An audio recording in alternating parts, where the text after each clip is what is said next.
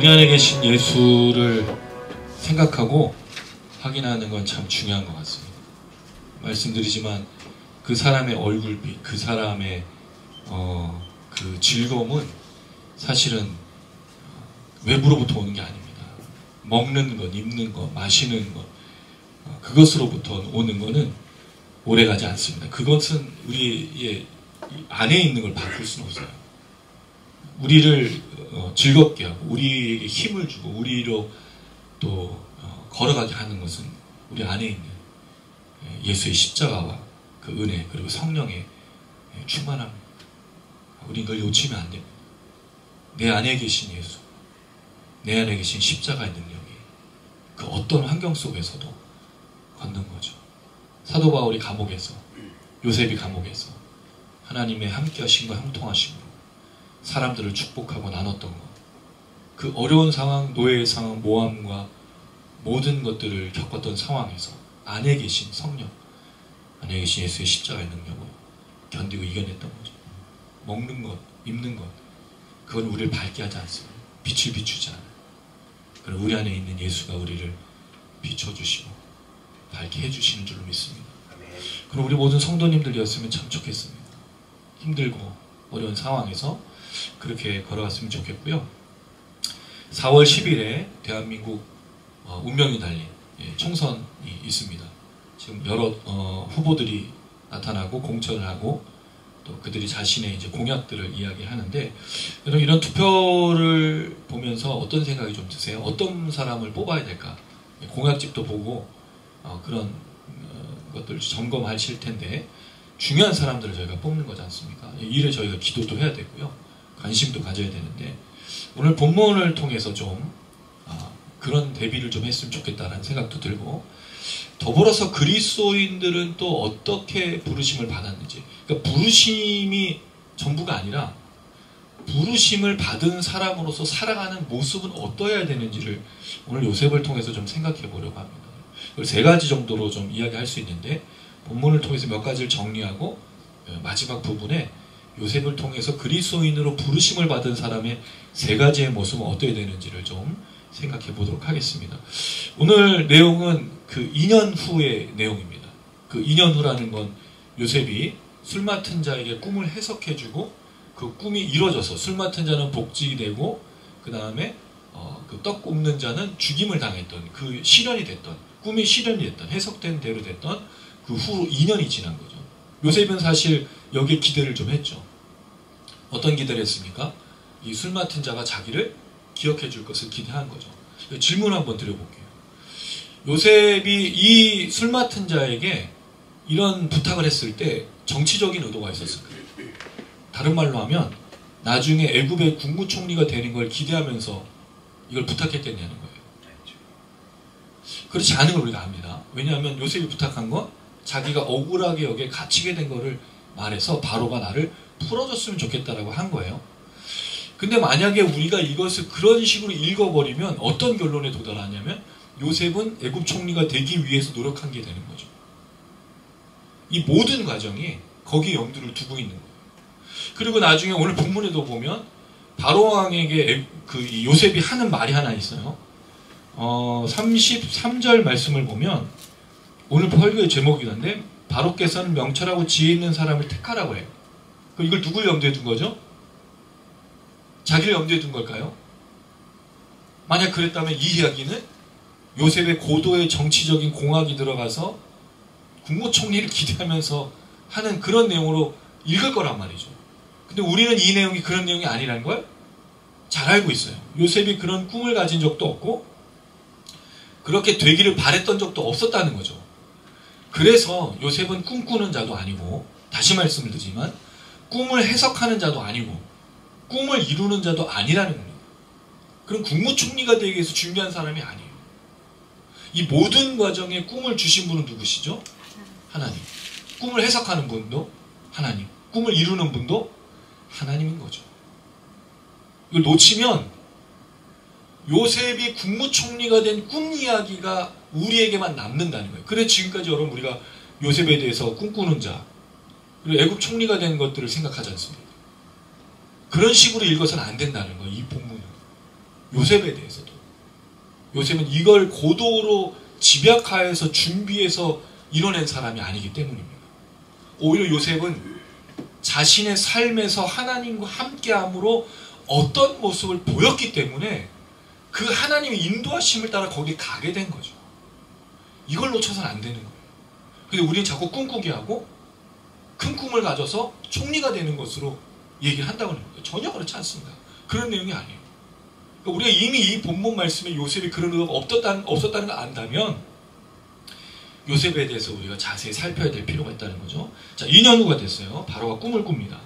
근데 여러분 재밌는 게 술 맡은 자와 떡 굽는 자는 그들이 꿈을 설명하고 요셉이 해석하잖아요. 근데 바로는 꿈을 먼저 보여주고 그래서 바로가 또 꿈을 설명하고 요셉이 해석을 해요. 그 3번에 걸쳐서 이 꿈이 나타난다는 거죠. 그럼 왜 바로는 이렇게 3번이나 꿈을 강조하고 있냐는 거예요. 술 맡은 자와 떡 굽는 자와 어떤 차이가 있냐는 거죠. 술 맡은 자, 떡 굽는 자는 개인적인 일이지만 바로의 꿈은 누구와 관련되어 있죠? 요셉과 관련되어 있기 때문에. 요셉의 누구? 가족들. 지금 우리가 38장부터 나오지 않는 사람들이 누구예요? 유다와 다말의 이야기 뒤로 요셉의 가족들이 안 나오잖아. 그러니까 이 사건이 뭐와 연결됐기 때문에 요셉의 가족들, 그리고 나중에 출애굽이라는 사건이 연결됐기 때문에 바로의 꿈을 중요하게 다루고 있다는 거죠.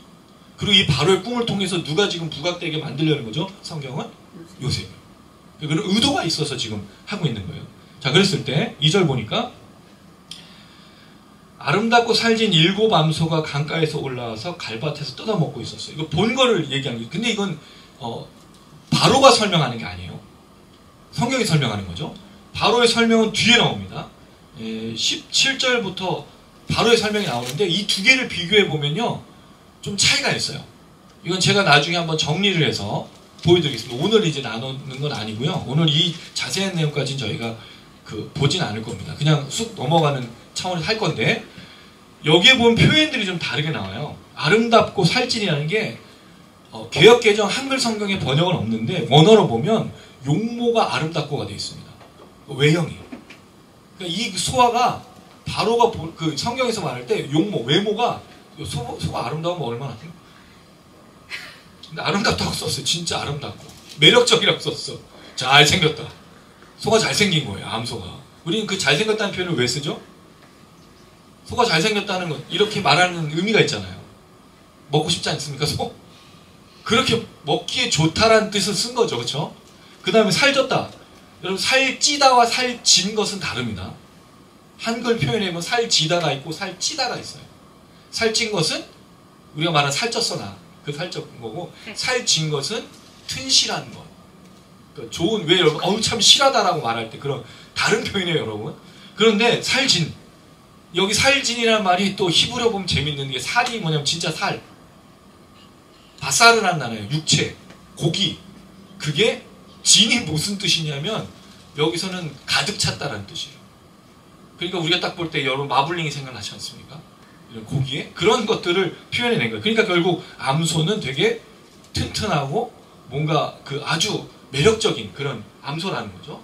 자, 그런데 3절에 보니까 한번 읽어보겠습니다. 3절 시작.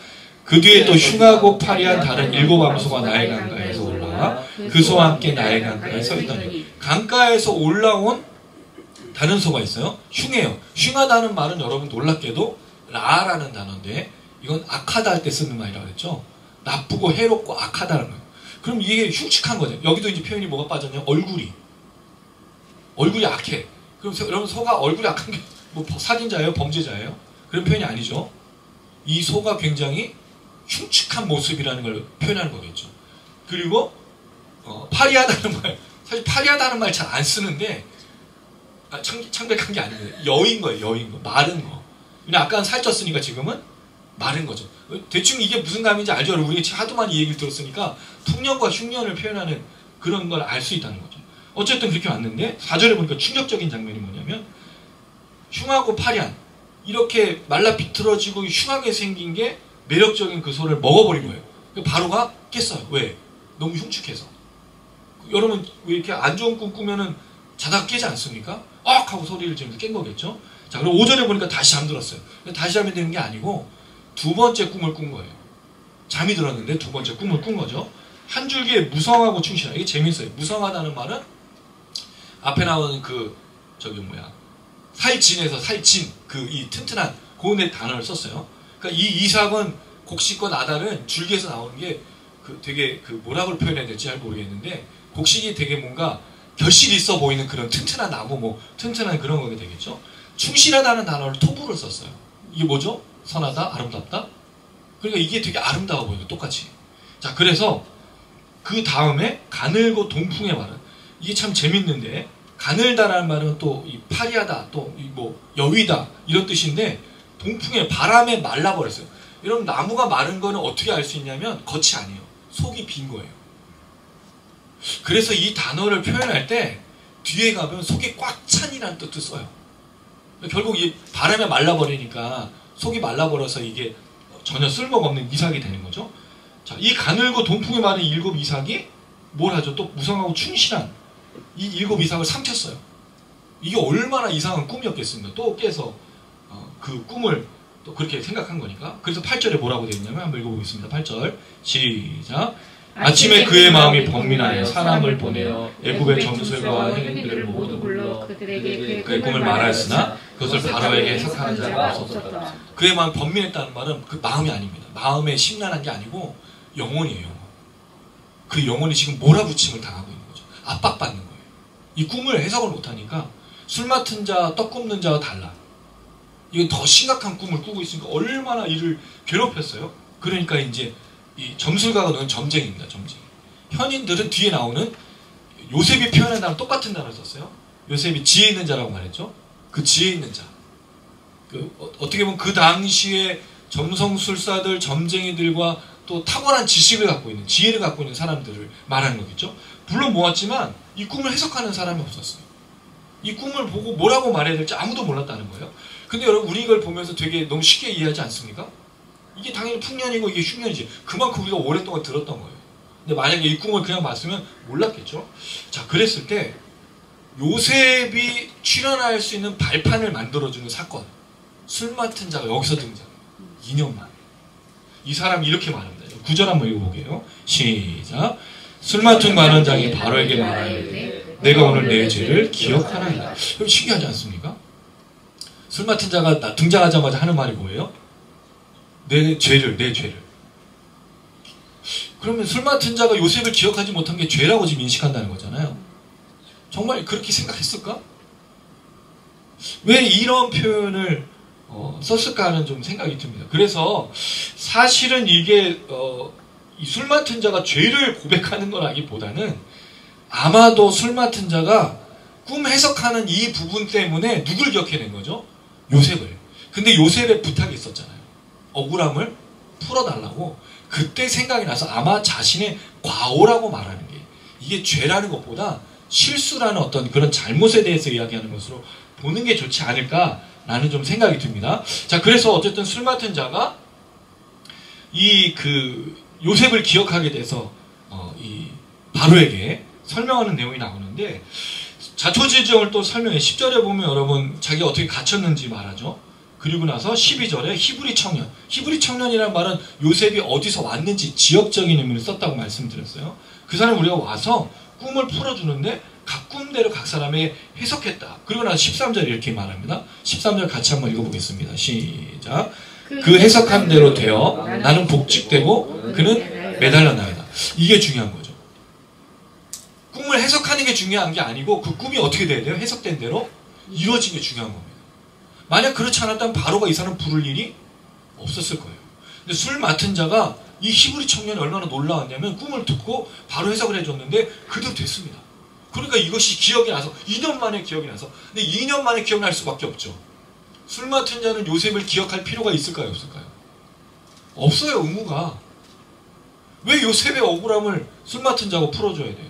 언제 봤다고? 그건 네가 해석해줬으니까 도움을 준 것뿐이지.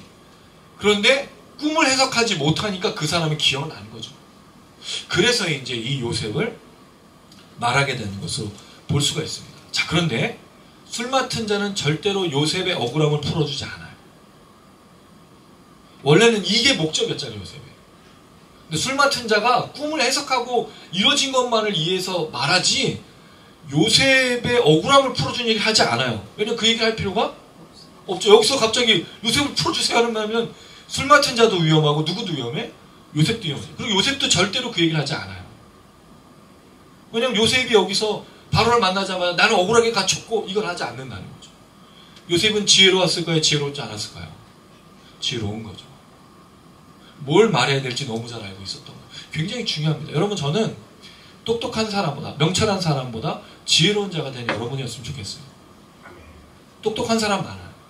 시대를 분별하고 뭘 투자해야 되고 뭘 할지 정말 많아요. 근데 뭐가 없죠? 지혜가 없는 거예요.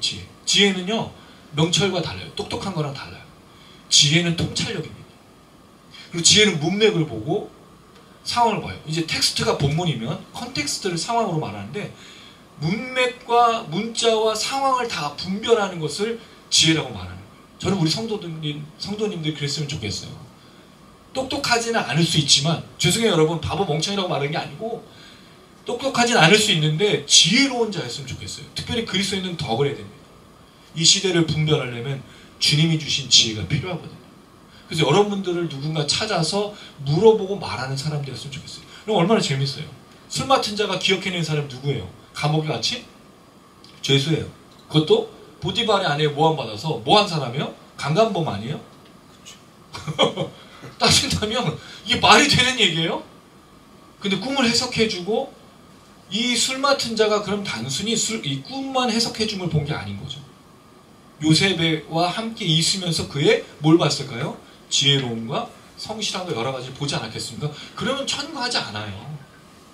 단순히 그냥 이걸 해석하는 것만 해서 하는 건 아니란 말이죠. 어쨌든 간에 자, 이 술 맡은 자가 얘기하니까 바로가 사람을 보냅니다. 여러분 이 14절 너무너무 재미있는 표현이에요. 한번 읽어보겠습니다. 시작. 이에 바로가 사람을 보내어 요셉을 부르매 그들이 급히 그를 옥에서 내놓은지라 요셉이 곧 수염을 깎고 그의 옷을 갈아입고 바로에게 들어가니 이 요셉의 인생 역전이 나타나죠. 왜 그러냐면요. 바로가 사람을 보냈어요. 요셉을 불렀죠. 근데 요셉을 불렀는데 어디서 내놓습니까? 옥에서. 옥이 뭘까요? 놀랍게도 이 단어가 구덩이라는 단어예요. 이거 어디서 나왔죠? 요셉의 형들이 어디다 이 요셉을 쳐넣었어요? 구덩이에. 근데 어떻게 쳐넣었어요? 옷 다 벗겨서. 근데 지금은요? 구덩이에 건져주고 뭘 입혀줘요? 옷을. 너무 놀랍지 않습니까? 이런 거 보면 하나님의 이 반전의 역사. 형과 보디발의 아내는 옷을 빼앗아가고 모함에서 감옥과 구덩이에 던지지만 하나님은 요셉과 함께 하심으로 옷을 입혀주시고 새롭게 합니다. 이거 하나님만이 하시는 겁니다. 하나님 우리에게 그런 역사들을 이뤄가고 계세요. 반전의 역사. 여러분 그걸 좀 경험하고 계십니까? 하나님 나를 사람이 막 벗기고 구덩이에 쳐넣고 모함하고 괴롭게 했는데 하나님 옷을 입혀주고 이해해 주시고 들어주시는 그런 반전의 역사들이 좀 있으셔요. 그런 우리 성도님들 되시길 주님의 이름으로 축원합니다. 하나님 우리를 새롭게. 그가 그래서 풀려나죠. 이 옥에서 내놓는단 말이 그래서 던져버리고 옥에서 빼준다는 그런 표현을 썼어요. 자, 그럼 바로가 이제 요셉에게 꿈을 이야기합니다. 해석하는 자가 없다고 얘기할 때 너에서 들었어. 너는 꿈을 해석해주는 사람이야. 들으면 능이 푼다. 능이라는 말은 없어요. 들으면 풀어준다는 해석한다는 뜻인데 이건 이제 번역을 좀 과하게 한 거죠. 자, 그랬을 때 요셉이 대답합니다. 16절 말씀 시작.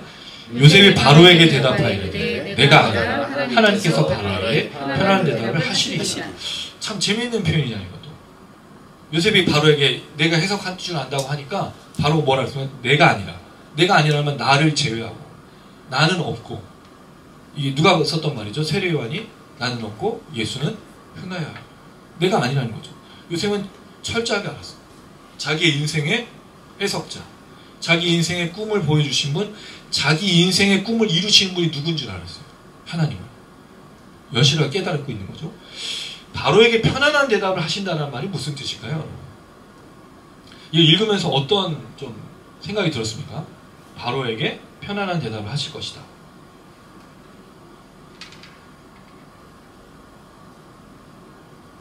이 사실은 어려운 표현은 아닐 수도 있는데 원어로 보면 아주 편하게 되어 있어요. 이해하기 쉽게 되어 있어요. 뭐라고 얘기했냐면 평안을 말씀하실 겁니다. 그러니까 지금 바로가 왜 평안이 없죠? 번민하고 고뇌하니까. 그래서 요셉이 얘기한 거예요. 그대로 당신이 지금 압박을 받고 있고 고뇌하고 번민하니까 하나님 당신에게 뭘 주시거라고? 평안을 주시거라고. 근데 그 답이 뭐예요? 꿈을 해석해 주니까. 저는 이걸 보면서 그리스도인이 생각난 거예요. 그리스도인들은 해답을 갖고 있어요. 어떤 해답이 있죠, 여러분? 잘 사는 거? 잘 먹는 거? 이 세상을 잘 살아가는 거? 아닙니다. 우리 이 세상에서 유일한 해답을 갖고 있는 사람이에요. 뭐죠? 심판과 구원이란 경계에서 어떤 길이 구원의 길인지를 설명해주고 말해줄 수 있는, 뭐를 전하는 사람? 샬롬, 평안을 전하는 사람. 그 해답을 갖고 있는 사람이에요. 믿으십니까? 그러니까 우리가 이런 사람이에요, 여러분. 사람들이 우리에게 질문하는 건요, 다른 거 물어보지 않아요. 목사인 저에게 사람들이 뭘 물어보겠어요? 뭘 기대하겠습니까? 샬롬 아닐까요? 평안 아닐까요? 그러니까 신앙 상담하고 자녀의 문제, 부부의 문제, 가정의 문제, 여러 가지 삶의 고민이 있으니까 얘기하고 뭘 듣고 가죠?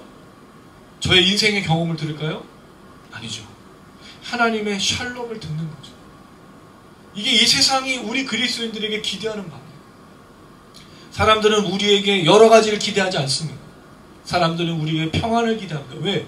죄 많은 이 세상에 살고 있을 때 풀리지 않은 모든 것들이 있기 때문에 우리에게 평안을 듣기 원한다는 거죠. 그럼 우리 입에서 뭐가 나와요? 샬롬, 평안. 굉장히 중요한 겁니다. 그래서 우리가 평안을 누려야 되고 평안을 전하는 사람이 되어야 됩니다. 그리고 여러분들 되시기를 주님 이름으로 축원합니다. 자, 그렇게 평안하게 하나님께서 또 평안으로 말씀하시거든요. 답을 주시겠다는 거죠. 해석하시겠다는 거죠. 자, 그래서 이제 바로가 그 똑같은 내용을 말하는데 여기에 이제 바로는 앞선 성경이 말한 것과 조금 다른 표현들을 써요. 똑같은 표현을 쓰지 않았다는 거죠. 저는 이게 중요한 게 이 창세기가 처음에 기록된 게 아니고 뭐 됐을까요? 처음에는 구전됐을 거지 않습니까? 그러니까 누군가 얘기할 때 표현이 바뀔 수 있는 거예요. 다양한 단어를 쓰고 있거든요. 여기서 똑같은 단어를 써서 막 문자적으로 이렇게 전달하는 게 아니라 가감하고 이렇게 해서 표현을 썼다는 거죠.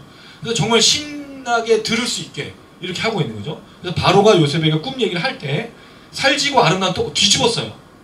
그렇죠? 아름다운 또 살지고 했는데 그 다음에 19절에 보면 여기는 흉하고 파리한 거였는데 뭐가 포함되어 있습니까, 여러분?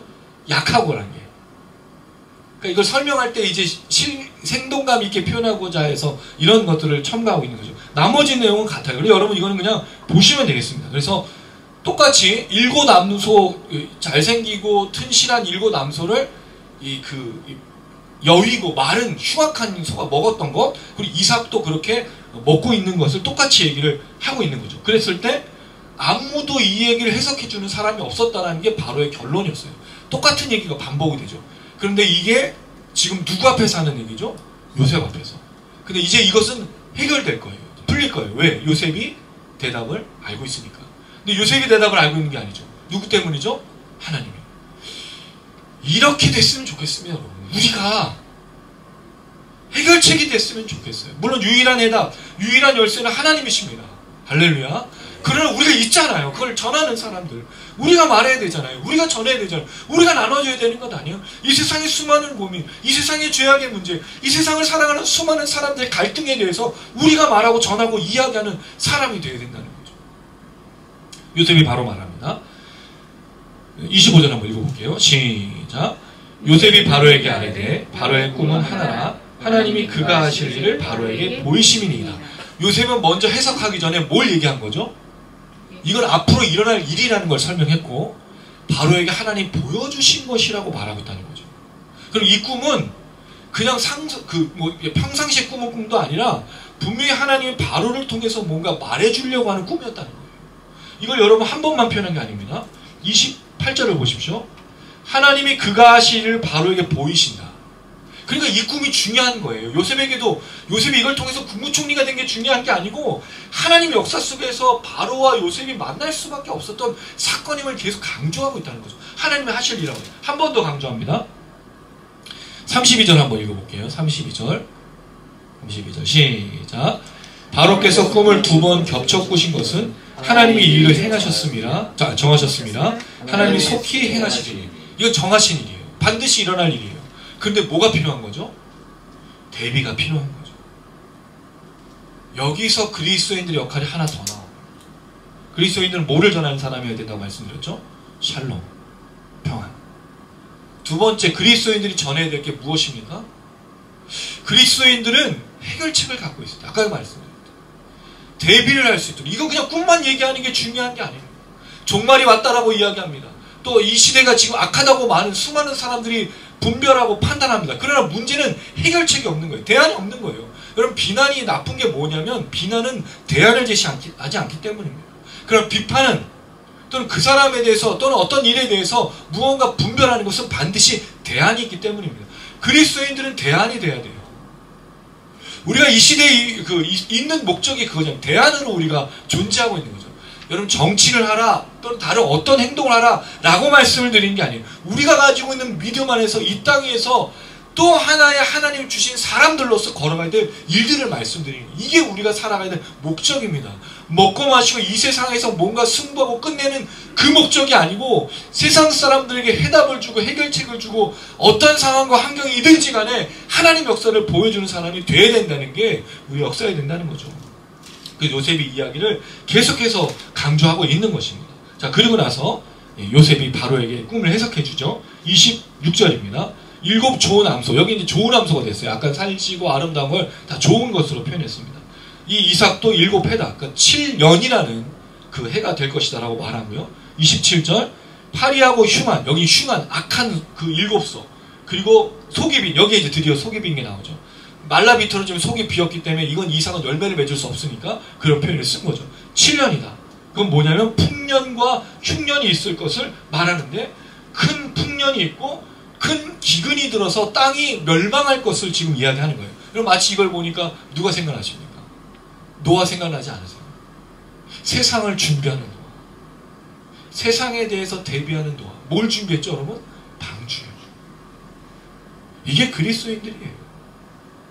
이 시대의 대안을 준비해요.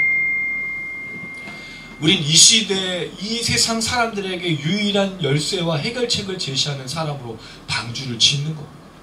세상을 살아가는 법을 말씀드린 게 아니라고 분명히 말씀드렸어요.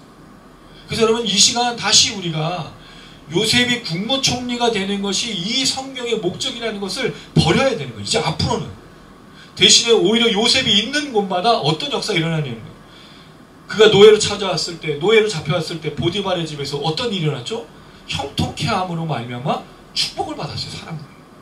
감옥에서 모함을 받아 잡혔을 때 그 감옥에서 하나님 함께 하신 거 형통함으로 말미암아 감옥이 축복을 받았다는 거예요. 놀랍게도 여러분. 감옥이 축복을 받아요. 이게 가능한 일입니까? 근데 가능하다는 거죠. 누구 때문에? 하나님이 함께 하신 요셉을 통해서. 그건 이 시대에 마찬가지입니다. 이 무도하고 불의하고 이 부도덕하고 불공정하고 더럽고 악한 이 세상 속에 우리가 있지 않습니까? 여러분? 우리가 이 세상을 살면서 뭘 증거해야 되냐는 거예요. 뭘 말해야 되냐는 거예요. 샬롬도 증거하고 하나님의 대안도 제시하고 하나님의 역사가 있음을 분명히 증거하는 사람들로 살아내야 된다는 거죠. 그래서 세상에 휘말리면 안 돼요. 세상 가운데로 깊이 들어가면 안 되는 거예요. 세상 가운데 있지만 구별된 사람으로 살아야 된다는 거죠. 이게 교회로 와라, 예배드려라, 기도하라고 말씀드린 게 아니에요. 오히려 세상에서 더 잘 살아내셔야 돼요. 세상에서 누구보다 더 잘 살아내셔야 되는 이 이야기들을 오늘 요셉이 보여주고 있다는 거죠. 자, 그리고 나서 요셉이 정리를 합니다. 32절. 꿈을 2번 겹쳐 꾸신 것은 하나님이 이 일을 정하셔서 속히 행하실 것이다 라고 말합니다. 그리고 나서 이제 요셉이 33절에서 36절에 대안을 제시해요. 이 꿈에 대해서 이야기한 후에 큰 흉년과 큰 풍년과 큰 흉년이 든 다음에 그럼 이걸 어떻게 준비해야 되는지를 요셉이 말하고 있다는 거죠. 여러분, 이걸 보면 요셉이 어떤 사람인지 너무나 잘 이해할 수 있어요. 그가 어떻게 보디발의 집에서 노예였지만 모든 것을 감당하는 가정 총무가 됐을까? 그리고 감옥에서 그가 어떻게 간수장의 신임을 받아서 감옥을 다스렸을까? 뭘 여러분 떠올리세요? 분명한 지혜와 명철함이 있다는 걸 알 수 있다는 거예요. 하나님께서 이 요셉을 사용하신 이유, 요셉을 왜 그렇게 역사하셨는지를 알 수 있습니다. 근데 여러분, 여기서 또 한 가지 좀 고민해 볼 게, 그러면 요셉이 국무총리가 되는 과정, 이런 과정을 보면, 하나님 쓰시는 과정을 보면 노예가 되고 모함도 받고 감옥에 갇혀야 되느냐는 거예요. 그런 과정을 거쳐야만 이렇게 되느냐는 질문을 드리는 겁니다.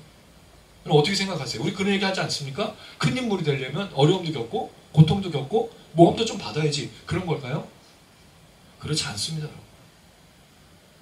오히려 요셉이 이런 과정을 겪을 때 하나님이 함께 하셔서 그걸 통과하게 하신 것으로 봐야지, 이걸 통과해야만 하나님 널 쓰셔라고 말하는 건 아니라는 거예요. 하나님은 어떠한 상황 환경에서도 함께 하시고 요셉을 떠나신 적이 없는데, 요셉이 그 하나님의 함께 하심을 통해 무엇을 했느냐가 중요하다는 겁니다. 그의 대안이 이제 나타납니다. 33절 한번 읽어보겠습니다. 시작. 이제 바로께서는 명철하고 지혜 있는 사람을 택하여 애굽 땅을 다스리게 하시고. 자, 여기에 보면 여러분 한글 성경은 좀 번역을 다르게 했어요. 택하여라는 말은 사실은 찾다라는 뜻입니다. 관찰하라는 뜻입니다. 그러니까 애굽 전역에서 사람을 뽑으라는 거예요. 어떤 사람을요? 명철하고. 명철하다는 말은 이해하다, 깨닫다, 분별하다, 또 해석하다, 뭐 여러 가지 지혜, 지식과 관련된, 그러니까 똑똑한 거예요. 그 다음에 지혜로운 것은 아까도 말씀드렸듯이 통찰력을 가진. 그래서 여러분 사실 이런 거예요. 지식이 많은데 그런 선생님들을 본 적 있지 않습니까? 교수님도 배운 것도 되게 많고 정말 똑똑해. 근데 뭘 못해? 잘 못 가르쳐. 뭐가 없는 거예요? 지혜가 없는 거예요. 지혜가. 그러니까 이 얘기를 하는 거죠. 지식은 지혜로 완성이 되는 거예요. 물론 지혜라는 건 꼭 지식은 아닙니다. 여러 가지를 알아야만 지혜가 나오는 건 아니에요. 오히려 삶을 통해서 겪는 것도 있고 하나님이 직접 주시는 지혜들도 있으니까. 중요한 건 요셉이 말하는 거죠. 명철하고 지혜 있는 사람들을 찾으시고, 그 다음에 여기에 다스리게 하라는 말은 없고요. 배치하라는 뜻입니다. 그럼 이게 바로 뭐라고 말하는 거죠? 뒤에 보면 감독관들을 세우라고 하잖아요. 그 지방을 돌아다니면서 풍년과 흉년을 준비할 수 있는 사람들을 배치하라고 하는 거죠. 왜 그럴까요? 이건 바로가 다 하는 게 아닙니다.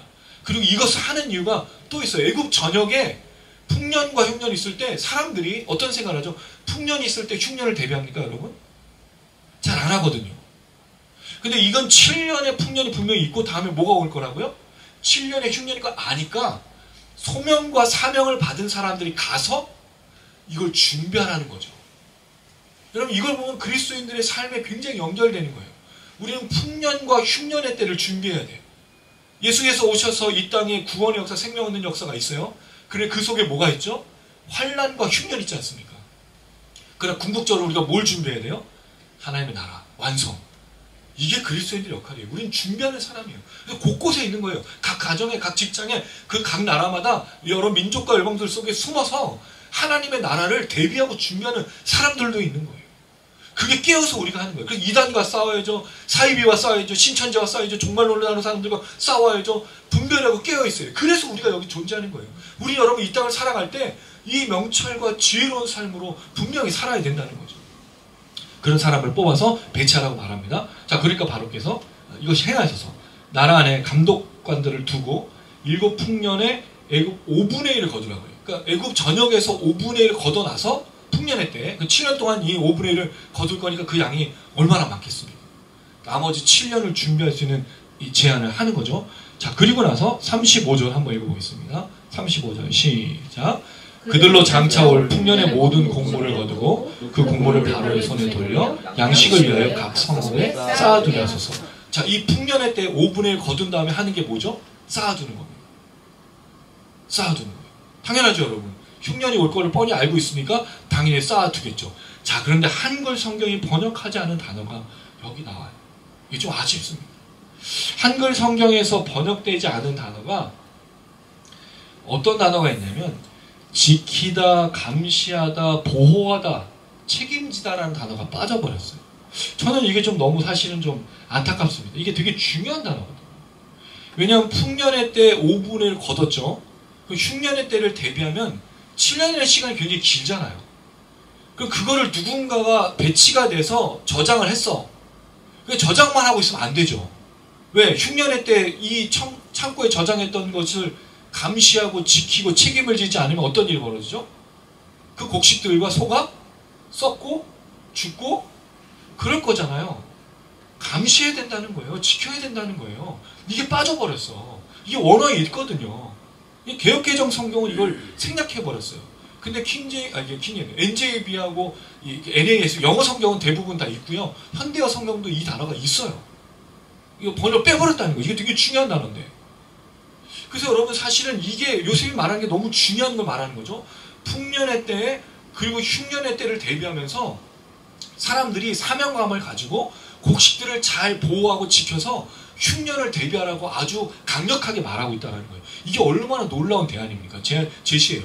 왜냐하면 바로는 꿈도 해석할지 몰랐고 나머지 사람들도 풍년의 때에 여러분 누가 흉년을 준비합니까? 아까도 말씀드렸듯이 그냥 먹고 마시고 흥청말청할 거 아니에요. 이런 풍년을 줬으니까 그게 넘어갈 거 아니에요. 그런데 흉년이 올 거를 아니까 요셉이 말해서 그 사람들로 특수한 사람들로 세워가지고 각 창고마다 이들이 늘 지켜서 곡식이든 뭐 소든 수확을 해놓은 것을 끝까지 유지를 하고 흉년의 때를 대비하라고 말하고 있는 것이니까.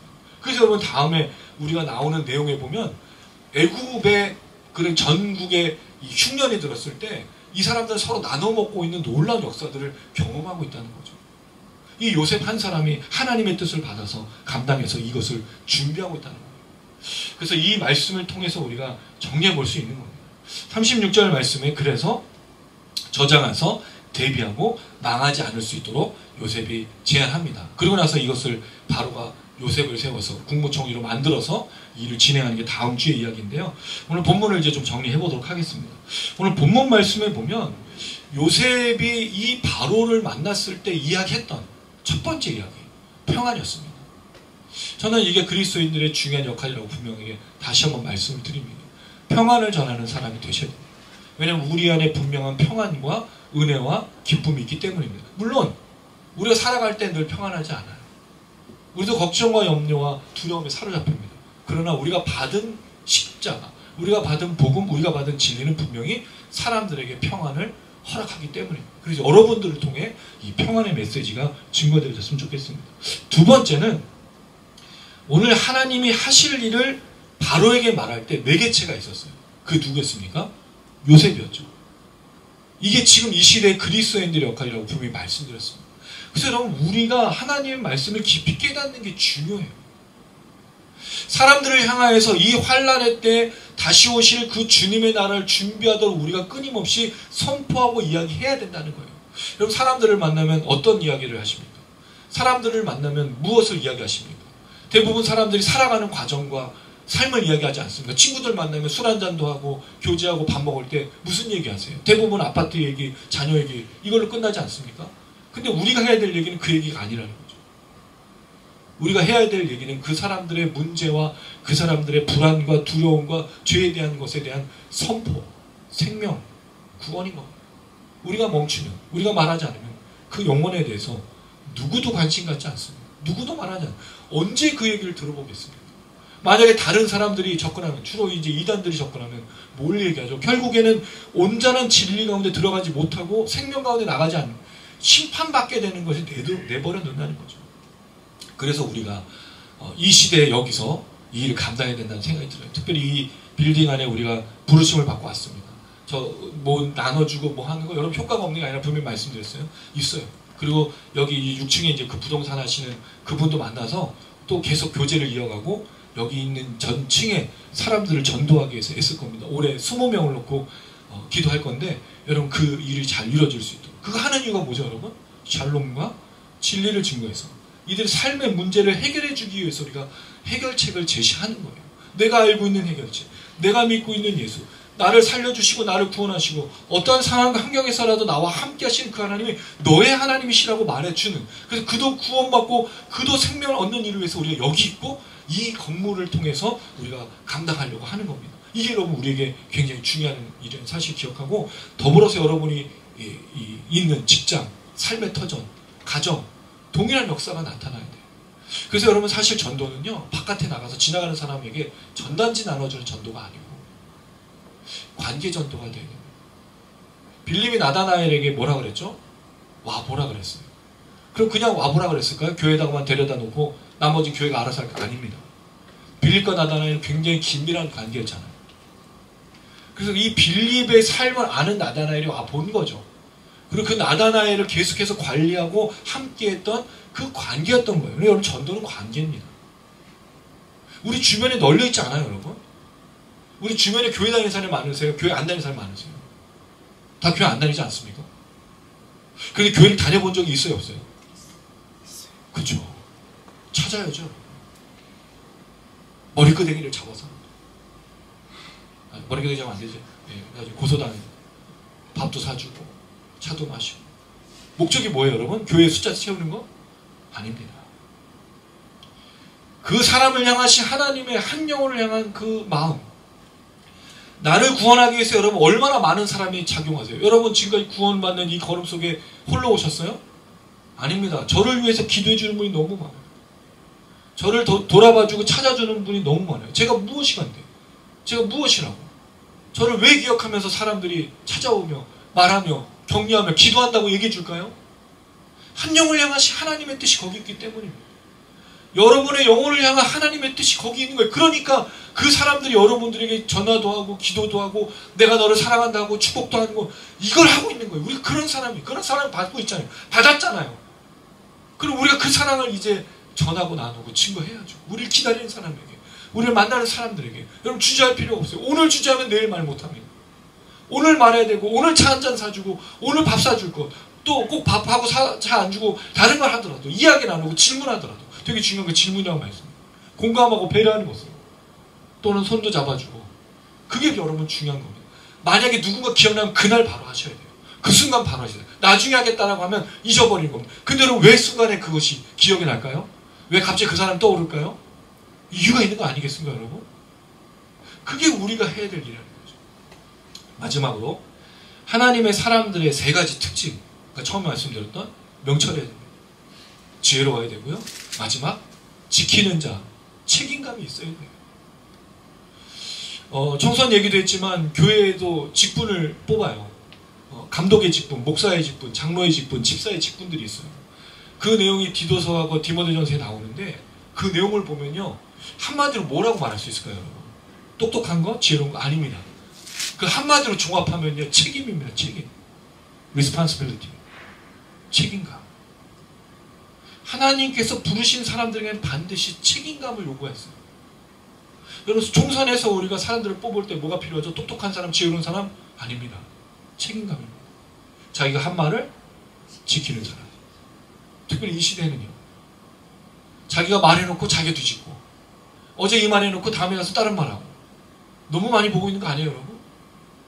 누가 신뢰합니까? 특별히 그리스도인들이 말해놓고 말을 번복하고 있다면 말해놓고 책임을 지지 않고 있다면 하나님도 쓰시지 않을 뿐더러 하나님의 역사를 이룰 수도 없는 겁니다. 명철하십시오. 지혜로운 자가 되십시오. 그러나 책임지는 자가 되시면 좋겠습니다. 이게 진짜 그리스도인들인 거예요. 이 책임짐에 있어서의 제일 중요한 모범이 누구일까요? 예수님입니다. 예수님은 2000년 전 이 땅에 그 전 창세 때부터 이전부터 준비했던 하나님의 언약을 이루시기 위해서 오셨고 그리고 그 언약을 십자가에서 이루셨습니다. 그의 겟세마네 동산에서의 기도를 보면 그 책임감과 자신의 이 자유에 대한 갈등, 자신의 기도와 하나님에 대한 이 심각한 갈등이 분명히 나타나고 있습니다. 좀 추우세요 혹시?